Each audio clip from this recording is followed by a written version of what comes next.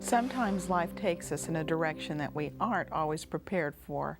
Today on Everyday Woman, we want to introduce you to a woman whose life truly took her down a path she was not prepared for, as prison doors were shut in her face. The Bible says that we overcome by the blood of the Lamb, which is Jesus, and the word of our testimony.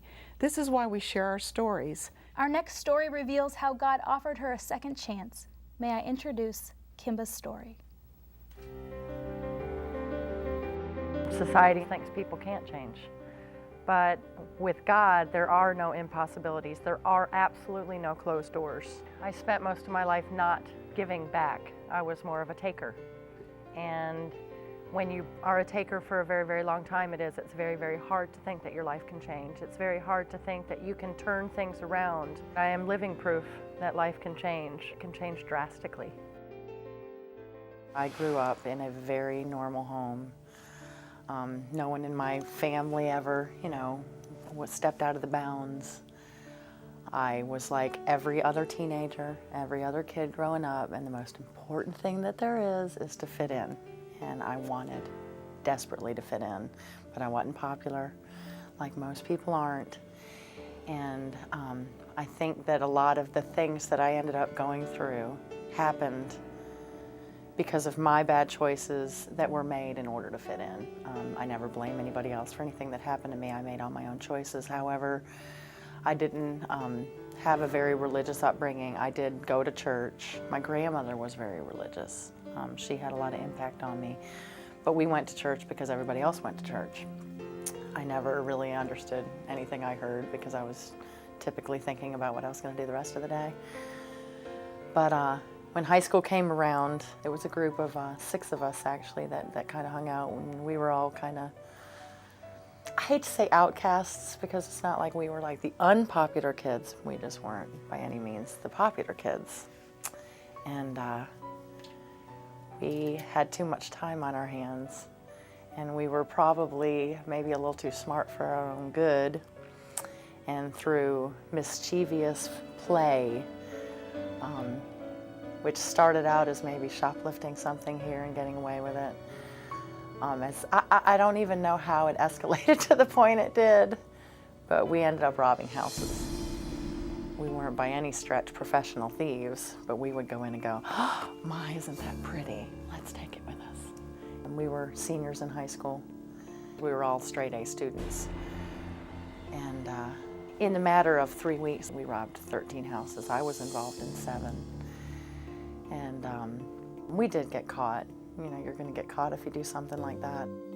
When we went to court, we did end up getting time. They tried us as adults.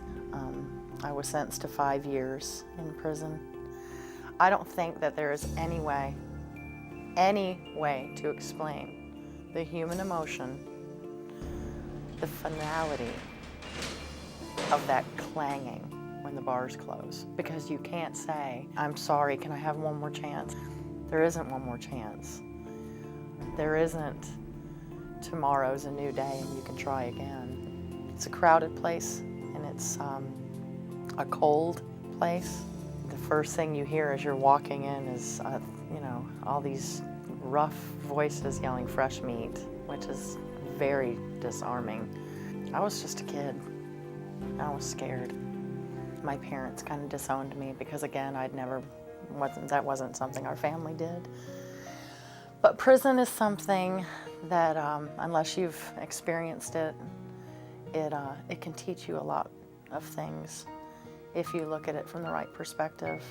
There's people in there that are just the hardest people that you would ever see, especially from a 17-year-old point of view. But you see that they are people just like you are, and they cry and they laugh. I ended up going to a function with a group of inmates, and there was a woman that came to speak to us who had been a rock and roll singer in a pretty big band. From the way she spoke, they traveled, and she was really into drugs and all the things that go with rock and roll, and she had long black hair, and if you met her, you would think that that's pretty much who she was. But she had come, somewhere in her life to know God. And She was very open and honest about her life. She didn't try to sugarcoat it and say that she didn't do things that she had done. I'll just never forget that one moment in my life when she talked about that it didn't matter that we were in prison and it didn't matter what we had done, that God loved us anyway, and that, God loved us, this much, and died for us, holding his arms out to show us how much he loved us. She impacted my life when I was 17, which would be well over 20 years ago, in a big way. And from then on in prison, I really tried to follow that road. And I think that I got to the point where I came really, really close to God, and I developed a very strong relationship with the Lord. And when I was lonely, I would imagine myself falling asleep in his lap. When I was afraid, he would comfort me. On Christmas Day, I didn't have any visitors, and God was there for me. I was the only one in the women's prison that didn't get a visitor that day, and God was there for me. And I finally got out, and I was ready to try really hard.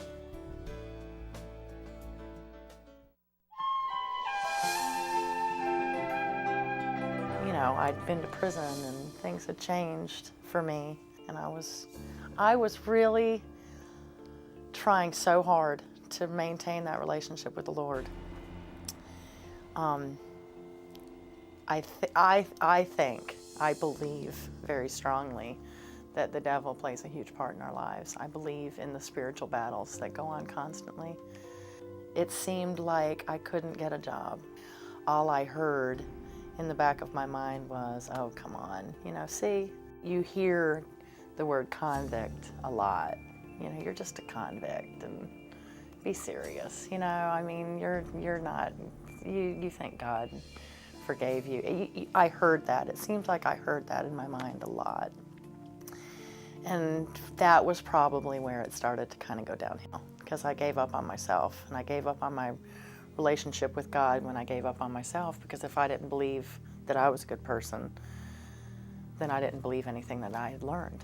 And I got a job in a bar, and I started drinking a lot, and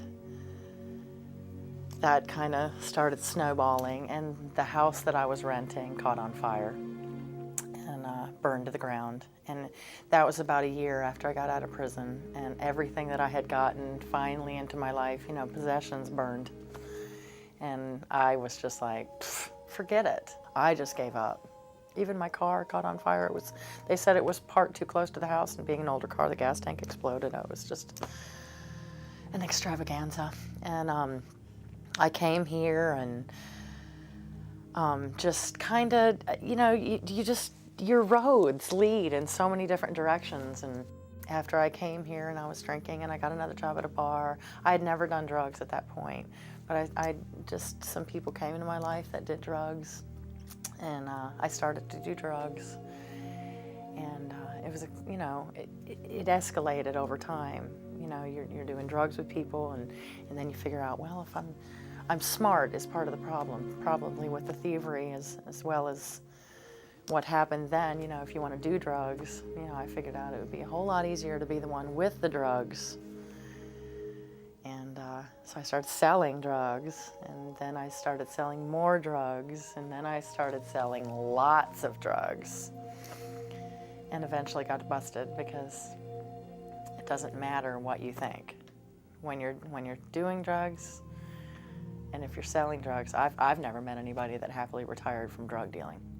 I talked my roommate into taking most of the rap at the time, and kind of got out of that one pretty free and clear, which probably wasn't the best thing for me, because I thought I was getting away with something. So I started dealing again, and time went by, and same thing, got caught again. And the second time I got caught, I got sentenced, and I'm pretty surprised that I didn't go to jail. I got sentenced to something called conspiracy to sell cocaine. But I got probation. And for a long time, I tried to be clean, clean myself up, but I never went back to church at that point. It's very difficult to stop selling cocaine because then you have to take your entire circle of friends, your entire life, and everything that you know, and you have to kind of put it away and start from scratch. And I couldn't do that. I was lonely, and so I started, doing it again. First, I just started going back with my friends. Well, I'll go have a drink with you, and it just kind of went right back down the same road over time. And I look back now, and that's why I kind of sigh, because I just can't believe it. But I started doing it again. It was too easy, and that's why I understand how easy it is. I got caught again, and the amazing part is the same police officer that arrested me the second time that I got caught arrested me, came in my door with the battering ram this time, and just kind of shook his head at me. And turns out he's either secretly an angel walking on the face of the planet, or he's just a really good man. He worked with me. I went to court up against a charge of, trafficking with a court-appointed lawyer, absolutely no one in my family knowing that I was even going to court. And in the state of North Carolina, and I knew this, Chip had told me that if you're sentenced, which, I wasn't fighting the charge, I had gotten caught with it, right there in my house. It's a 38-month sentence, mandatory, without, that's just the law. And I prayed on my way to court. And I went in, and the court-appointed lawyer, kind of stated my case. And Chip, who is a vice cop in this area, stood up in my defense. He said, I just don't think that it's going to benefit society to put her in prison. And I'm not kidding when I tell you that this is what she was doing. She flipping the pages of my record as Chip was telling her that it wouldn't benefit for me to go to prison. And she just was like, are you kidding me? She's been in prison, she's had her chance, she's been caught twice and hasn't gone, I'm convicting her of trafficking cocaine. And I tell you now that when they say that miracles don't happen, they do.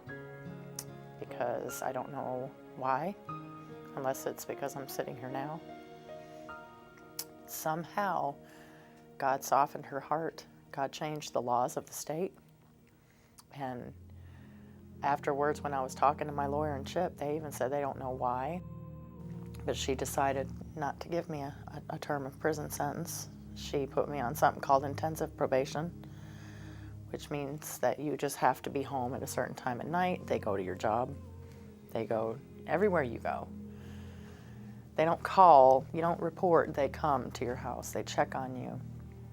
When I first got put on that probation, I'd been working in the same restaurant for 3 years, and the first time the officer came to visit and make sure I had a job, they fired me.